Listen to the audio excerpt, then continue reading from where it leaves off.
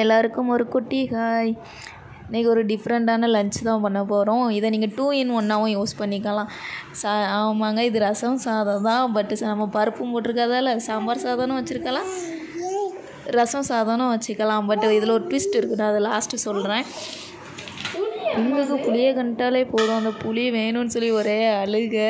அப்புறம் நேற்று கொரியரில் எங்கள் அப்பா மாம்பழம் அனுப்பி விட்டாங்க. பட் அது கொஞ்சம் அழுகிருச்சு. அதனால் டப்பாவை தூர போச்சு, காயெல்லாம் பழுக்க வச்சுருந்தோம். மேடமுக்கும் அதில் ஒன்றுக்கு பிச்சு கொடுத்துட்டு, பட் இனிப்பு அல்டிமேட்டாக இருந்துச்சு.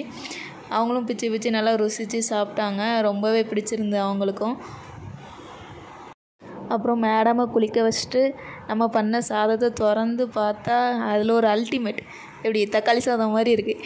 இதை நீங்கள் தக்காளி சாதமாகவும் யூஸ் பண்ணிக்கலாம், பருப்பு போட்டிருக்கிறதால சாம்பார் சாதம், ரசம் பொடி போட்டிருக்கிறதால ரசம் சாதம். உங்களுக்கு என்ன மனசில் என்ன சாப்பிடணும்னு தோணுதோ அதை நினச்சி சாப்பிட்டுக்கலாம். நாங்களும் சாப்பிட்டாச்சு, நீங்கள் சாப்பிட்டு வாங்க. பாய் பாய், டாட்டா.